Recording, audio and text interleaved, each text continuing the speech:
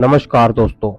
तो दोस्तों, महाभारत का युद्ध कुरुक्षेत्र के रणक्षेत्र में सबसे पहला युद्ध किन किन योद्धाओं में हुआ था, सबसे पहला बाण किसने चलाया और वह कौन था, और युद्ध में सबसे पहले किस योद्धा की मृत्यु हुई थी, क्या हुआ था पहले दिन, इन सभी प्रश्नों का उत्तर जानने के लिए इस वीडियो के अंत तक बने रहें। और अगर आपको यह वीडियो पसंद आए तो इसे लाइक और चैनल को सब्सक्राइब अवश्य करें। सर्वप्रथम जानते हैं कि पहले युद्ध किन में हुआ था और पहला प्रहार किसने किया था। महाभारत भीष्म पर्व अध्याय 44 के प्रथम दिन का युद्ध आरंभ होने पर धृतराष्ट्र ने पूछा, संजय, जब मेरे पुत्रों और पांडवों ने अपनी अपनी सेनाओं का व्यूह लगा लिया, तब वहां उनमें से पहले किसने प्रहार किया, कौरवों ने या पांडवों ने? संजय ने कहा, राजन, भाइयों सहित आपका पुत्र दुर्योधन भीष्म जी को आगे करके सेना सहित आगे बढ़ा।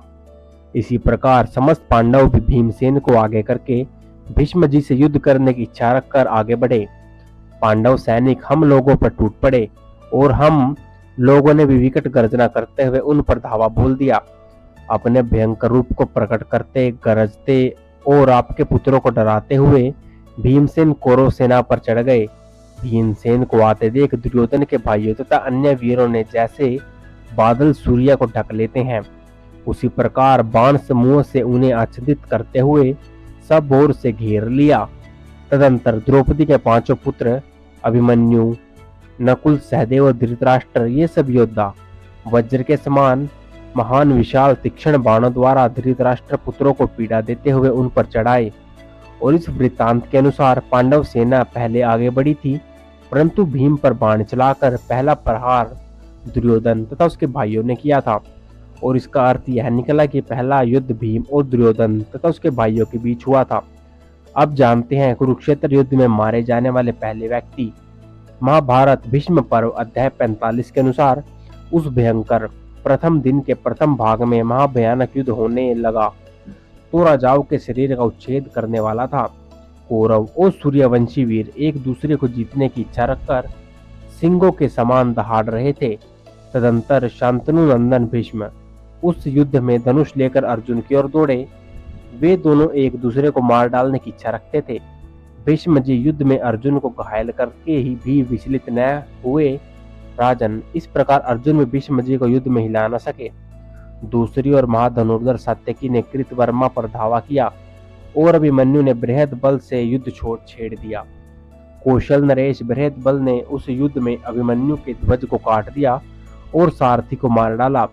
अपने रथ के सारथी मारे जाने पर अभिमन्यु कुपित हो उठे और उन्होंने बृहद बल को 9 बाणों से घायल कर दिया। भीष्म परम के इस वृत्तांत से ज्ञात होता है युद्ध में मारे जाने वाला पहला व्यक्ति अभिमन्यु का सारथी था। इसके साथ ही एक और जानकारी दे दें, इस युद्ध में मारा गया पहला जानवर नकुल का घोड़ा था, जिसे दुशासन ने मारा था। चलिए अब जानते हैं कि कुरुक्षेत्र युद्ध में मारा गया पहला मुख्य योद्धा कौन था। महाभारत भीष्म पर्व अध्याय 47 के अनुसार पितामह भीष्म और अभिमन्यु का बड़ा ही भीषण युद्ध चल रहा था। उस समय समस्त भूमि में अपने बाणों द्वारा भीष्म जी को पीड़ा देते हुए अभिमन्यु की भुजाओं का महान बल प्रत्यक्ष देखा गया। तब भीष्म जी ने उस पराक्रमी वीर पर बाणों की वर्षा की, परंतु अभिमन्यु ने रणभूमि में भीष्म जी के धनुष से छूटे हुए समस्त बाणों को काट डाला। तब भीष्म पिता ने उस पर अत्यंत भयंकर संग्राम में बहुत से महान दिव्यास्त्र प्रकट किए, साथ ही सुमुद्रा कुमार पर हजारों बाणों की वर्षा की। तब पुत्र उत्तर सहित विराट, द्रुपद, कुमार धृष्टद्युम्न, भीमसेन और अन्य सभी महारथी ने धृष्टद्युम्न को 3 और सात्विकी के 9 बाणों से गहरी चोट पहुंचाई। फिर तीखे बाणों से भीमसेन की ध्वजा काट डाली।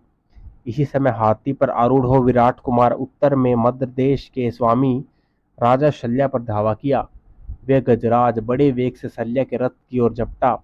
उस समय शल्य ने अपने बाणों द्वारा उसके अप्रतिम वेग को रोक दिया, जिससे वे गजेंद्र शल्य पर अत्यंत कुपित हो उठा और उसने कुचलकर शल्य के चारों विशाल घोड़ों को मार डाला। घोड़ों के मारे जाने पर उसी रथ पर बैठे मध्यराज शल्य ने लोहे की बनी एक शक्ति चलाई और शरप के समान भयंकर थी।